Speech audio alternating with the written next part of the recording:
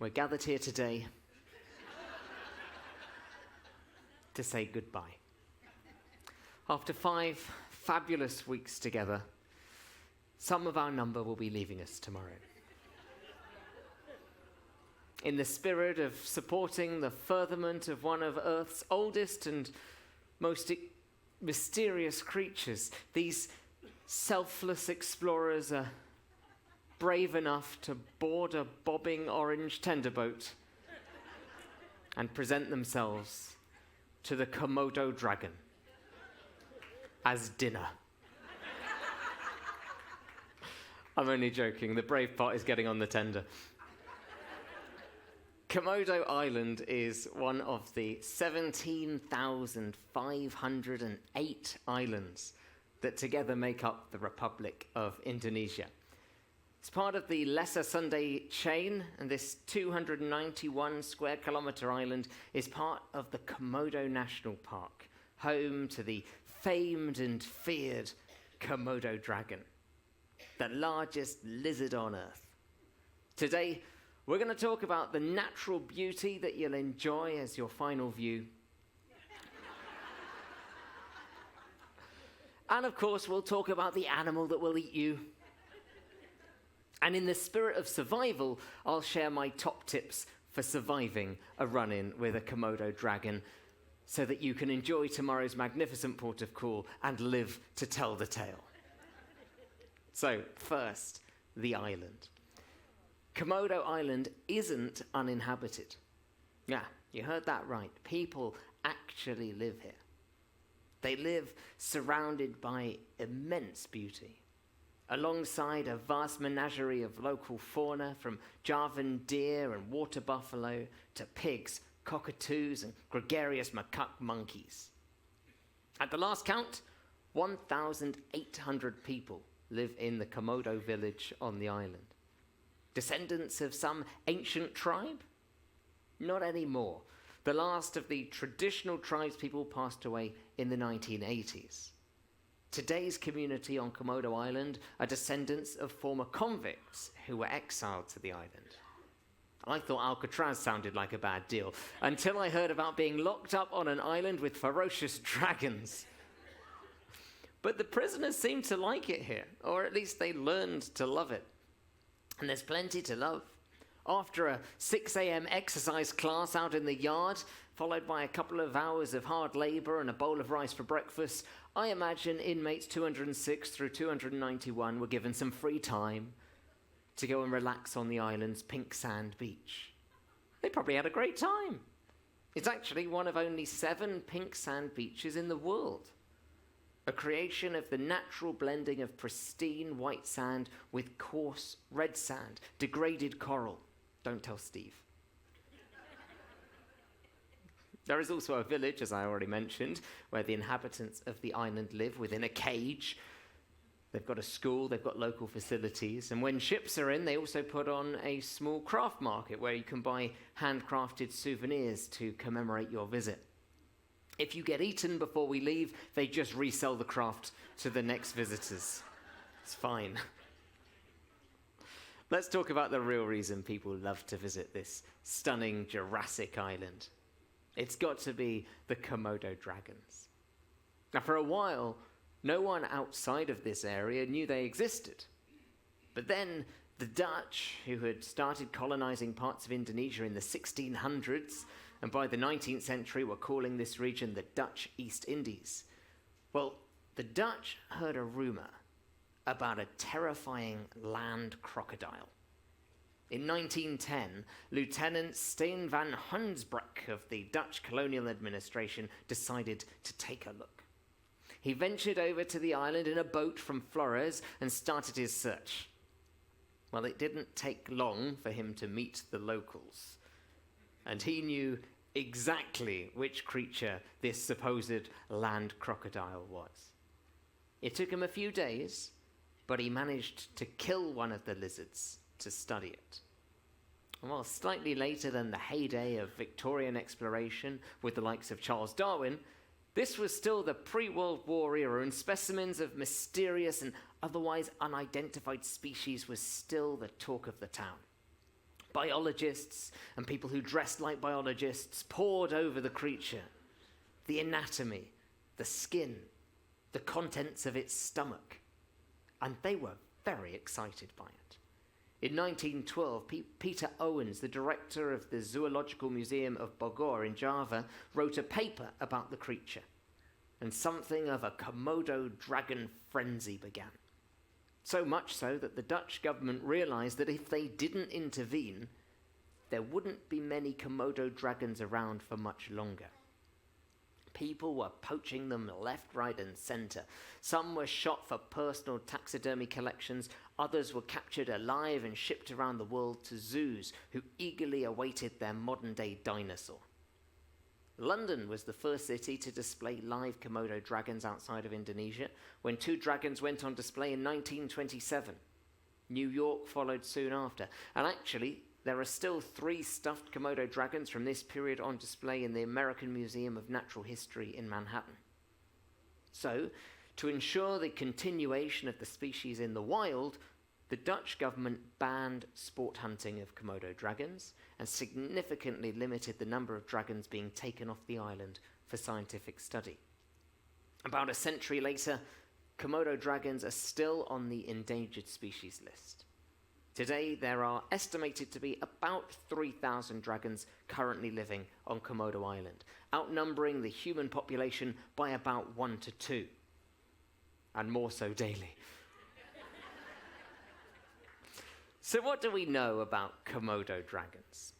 Well, first of all, they're huge. They're the largest lizards on Earth.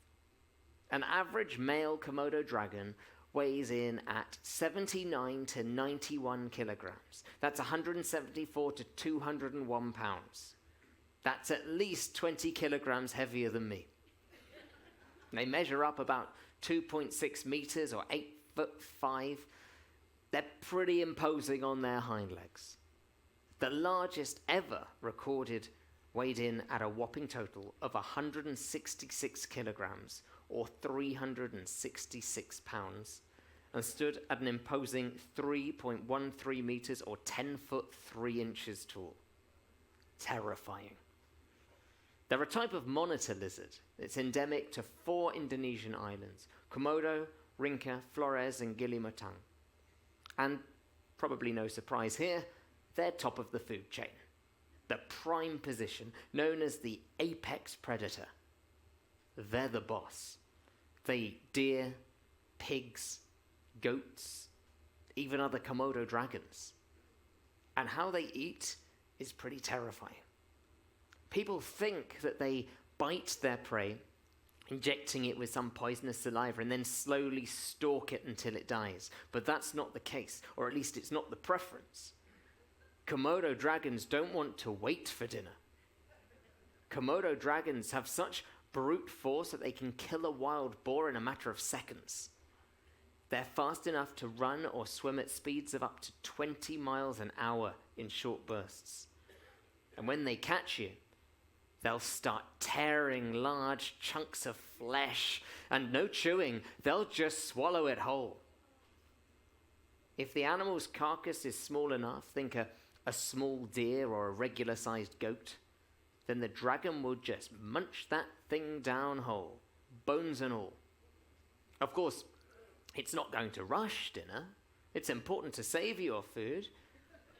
So a goat will typically take 15 to 20 minutes, a standard entree. Somewhat shockingly, a Komodo dragon can eat up to 80% of its own body weight in one meal.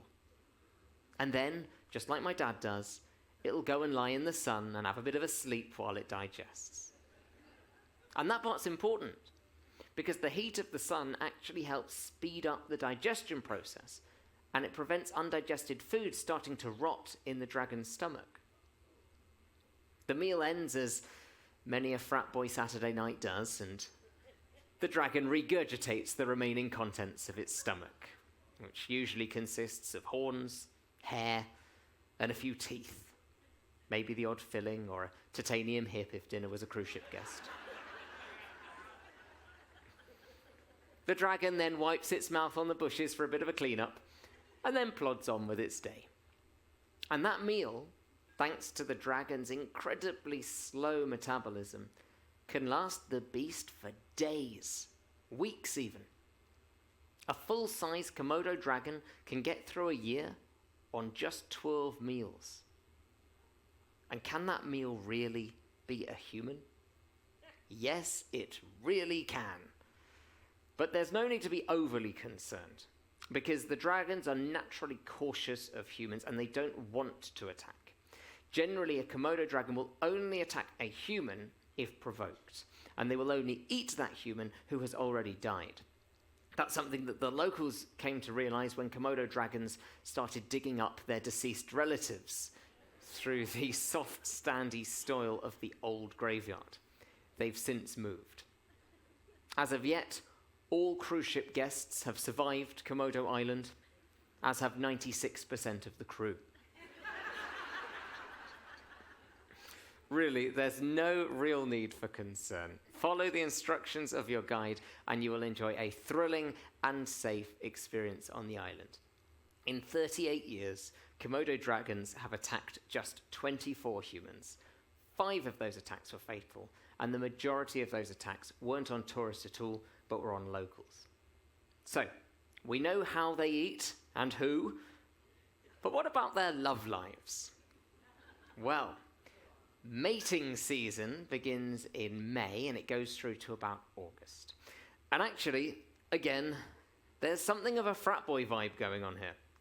The night starts with the dragons preparing themselves. Typically, this means vomiting or defecating. It's okay, they're nervous. This is a big moment.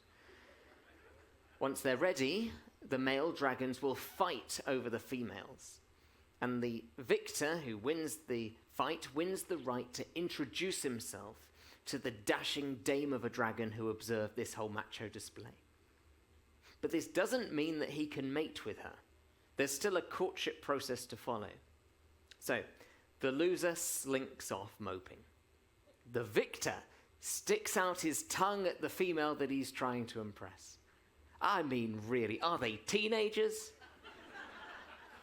But it's true. In order to determine whether or not she's interested, the male flicks his long two-tipped split tongue in the air at the female to try and work out if she's keen.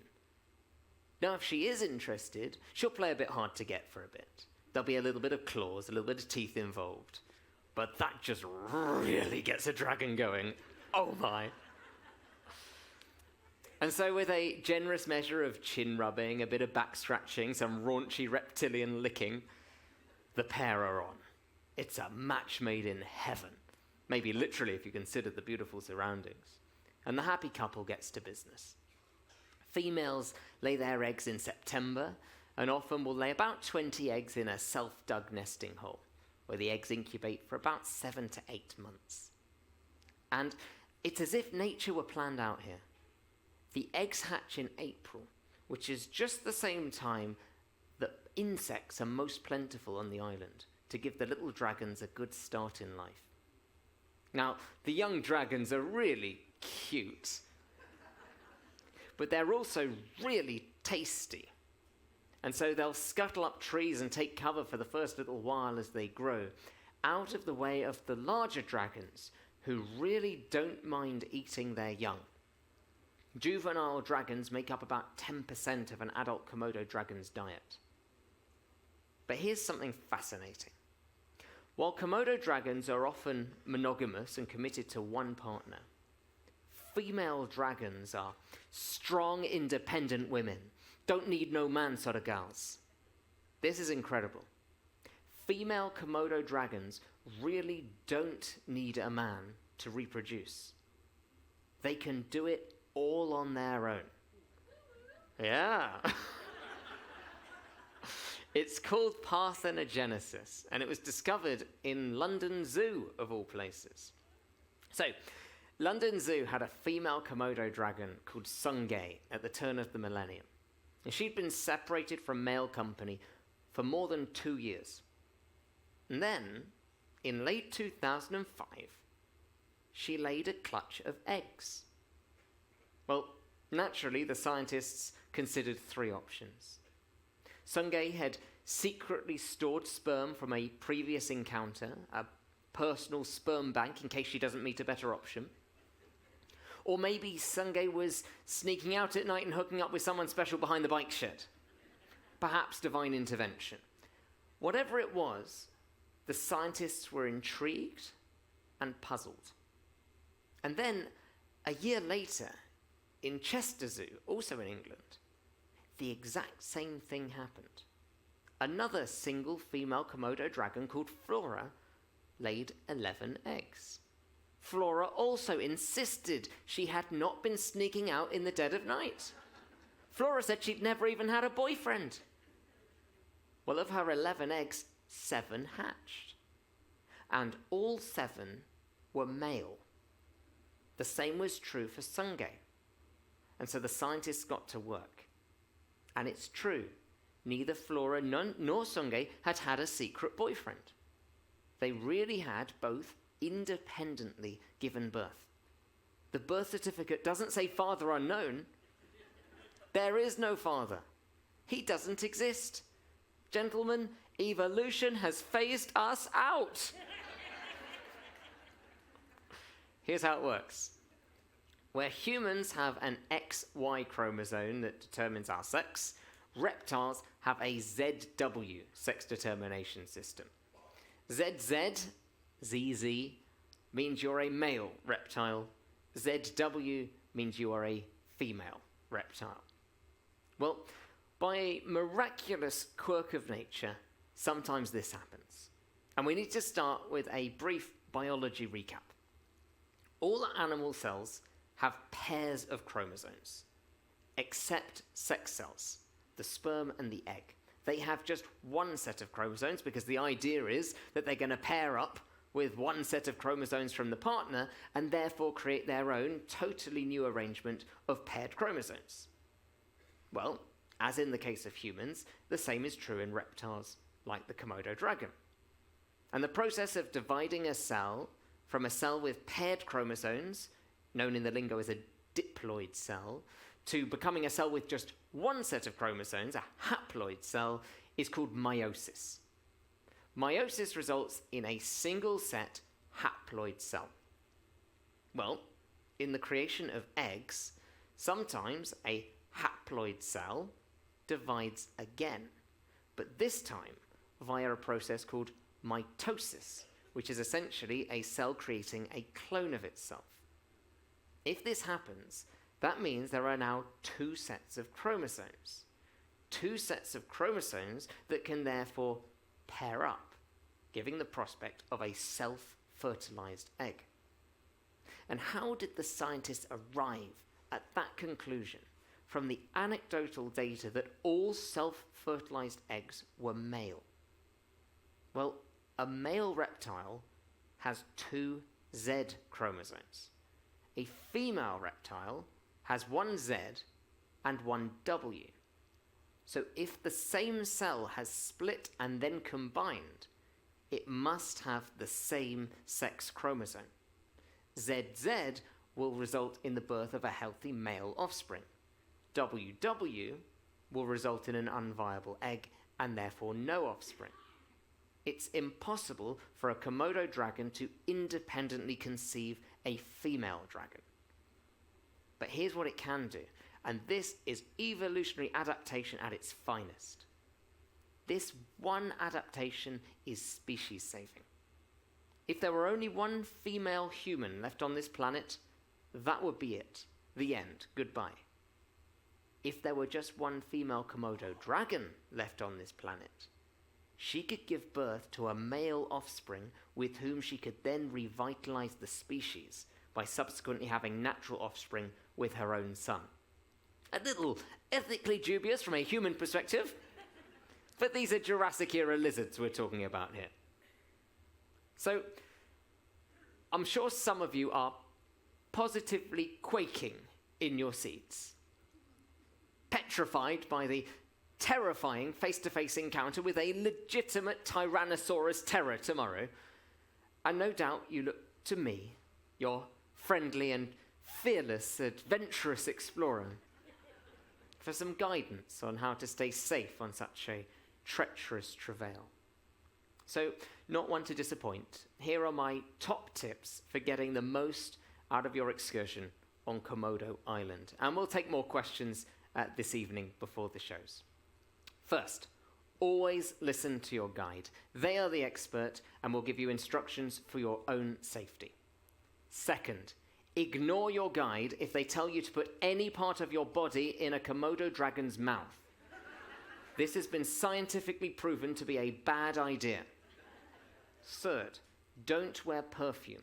Komodo dragons are sensitive to smells. They stick out their tongue and can smell a good meal from about 5 miles away.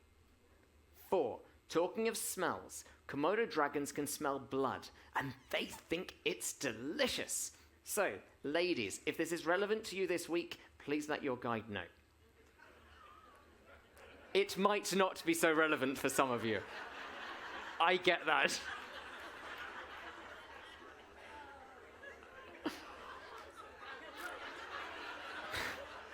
There's one in the room, okay? 5, the only thing you can shoot a Komodo dragon with is a camera.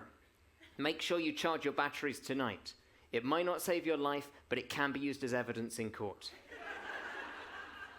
6, if you want to buy anything from the local handicraft market, their local currency is the Indonesian rupiah.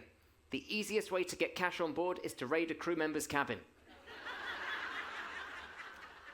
7, it is extremely hot on the island. There is only one thing more dangerous than the dragons here, and that is the sun. Wear protection and stay hydrated. 8, don't leave your group and don't miss the ship. I'm confident you can survive one day with the dragons, but the odds drop dramatically overnight. 9, I've spent all this time talking about the dragons and I forgot to mention the snakes. There are 12 types of snakes. Some of them are poisonous. Your guide will recognize them. Again, always stay with your guide. And 10, tomorrow is a tender port. This is the most terrifying thing of all. When you get on and off the tender, please take your time and hold on to the handrails. The tender pier on the island has steep stairs and only one handrail. Again, take your time.